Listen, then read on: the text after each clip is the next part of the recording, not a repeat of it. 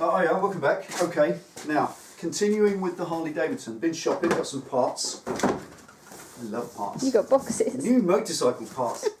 Okay, no drag bike styling. Did this last weekend. Fit the drag bars. Absolutely love them. That is exactly the stance that I wanted. I've given it a little test ride and it rides absolutely superbly. Just for me, I've got long arms. And I want to lean into it and be a little bit hunched and a little bit leant forward, certainly on longer distance rides. So what I've done, I'm going to keep those, I'm going to stick with that for a minute and deal with the other stuff to keep up the look, to enhance that look. So no drag bike styling would be complete without bikini fairing, and I think that's the right thing. Don't you think? Mm-hmm. We need a bikini fairing. And Harley Davidson did make this. They used to make these. You could buy them from Harley at the usual sort of £100 price tag, but these now are coming in daft money. That was eBay, 17 quid. 17 pounds. Yeehaw. Now that is so cheap, I just took a punt on it and said, yeah, I'll have one of them, so they look like. And there it is. That are what it looked like. It's the standard. We've seen loads of these, haven't we? You see them all over the current crop of wheelie bikes. Certainly in the US, we see guys now getting Harley Sportsters, Diners, wheeling them, doing stunts. It's a current thing. It's happening. It's growing. It's big right now. I quite like it. And these are all over those bikes. Often with tall risers and straight bars. Don't like that. It's not for me. I prefer the low risers. And that's green. And that's what I love. I think that's awesome. That definitely completes the top half. Come around the back and I'll show you what. The most important thing is obviously that it all looks right and hangs together. What I don't want is something looking cheap. And for me, these clocks, a couple you said Mickey Mouse ears, yeah it does. Dead straight flat drag bars, and the clocks looks a bit Mickey Mouse. So when you put that in, check that out. That is the way that cubby's round those is absolutely perfect. You can see it's designed for it. This is an original, well it's a copy of the original Harley Fairing. And it's nice and flat and flush the way it sits there. That sits actually up against the headlight. You've got a rubber gasket around the inside there, and it literally presses against the front of that, sits there. So how does it connect on? Well, it's ever so simple. There's a bracket that comes with it. It's one of these bits you buy and just plug it in. You've got two bolts there that hold this cap on, this headlight holding cap, and they just bolt. So those two bolts, holes there, just bolt straight onto there. Extremely easy. Underneath this cap, there's a thread under there, big fat thread that holds the headlight itself. You take the cap off, and in the kit there's a adjustable bolt that you screw in there. It gives a double, a male and female thread in one with a rubber bush on it. That screws through the top there, so the whole thing is then adjustable, so it sits at the exact height, and that gives you a nice plate to screw that on that will be firmly fixed. So we're going to do that in a minute. And again, no belly pan or no. Spot it then, didn't I? No bikini fairing. Whoops. No bikini fairing is complete without belly pan. Okay. The belly pan fits. We all know this one down below. I made one of these some years ago. Here we are. Fits in underneath. Now this was about £35. 25. 25. There we are. That fits underneath. And again, you get a little packet of brackets and fasteners and screws that just fit it on ever so easy. Now with these Chinese parts, these are Chinese parts. You can see by that shiny stuff there that is a gel coated finish, which is no way that you would put that on the bike. It's too glossy, but it's faulty. It's a glossy finish, but there are blemishes in it everywhere, and I hate polished gel coat. It's a nasty finish. It needs to be painted. So that's going to be painted. That's going to be painted. It is injection molded on the inside. It's about 3.5 mil thick. It's a good solid piece. Both of them I'm very happy with those for the job. They are fine. And the metal work needs a little bit of work here. This got a horrible sharp edge there. You can kind of feel. That's awful. I've got to finesse all that out of the way because you know that'll open your skin at some point.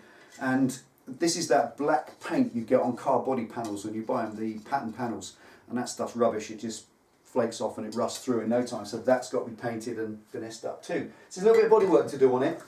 And what I've chosen for the job is my favourite, good old satin black tough paint. This is the stuff you use for brackets and crash bars and roll bars and tow bars and bits of metal work and any bit of fabrication you do on a car or a truck or a motorcycle. It's fantastic stuff. It's soft.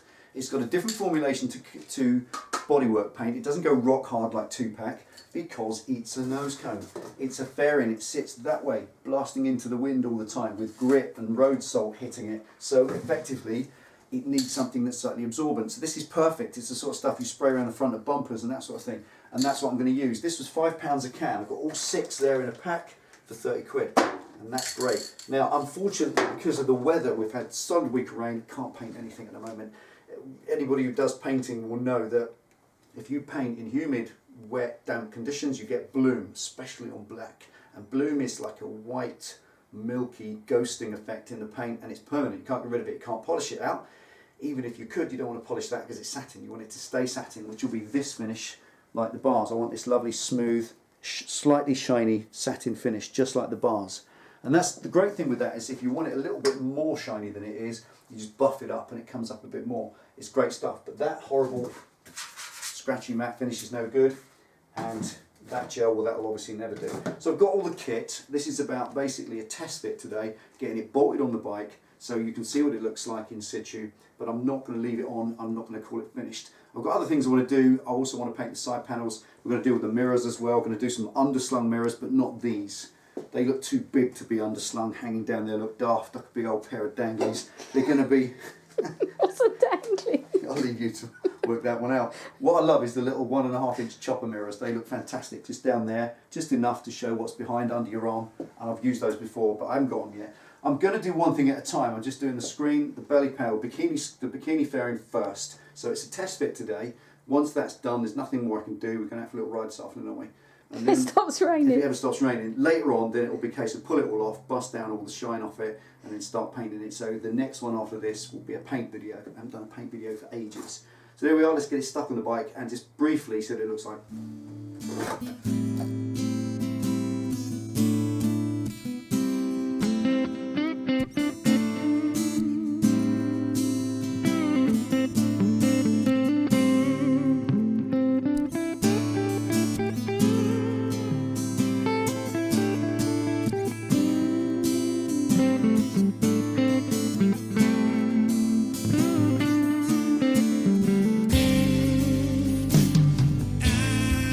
I dream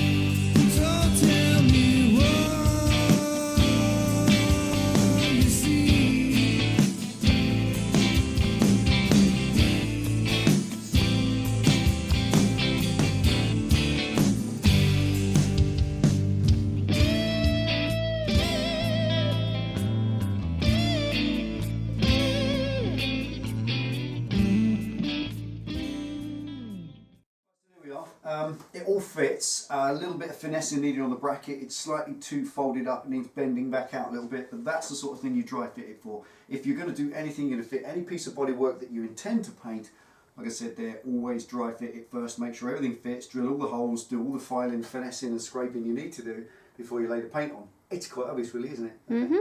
Okay, there we go. Right, so that fits, looking good. Now it's time to get the paint out, get it busted down, get all the shine off it, get it keyed up and get the paint laid on. Time to paint it black, right? Okay. Anything else? There is something about Chinese parts. Chinese parts, show us, man. They are harmless to the human body. Unless it falls on your head from a great height. See ya. Don't you love Chinese translation? See you next time.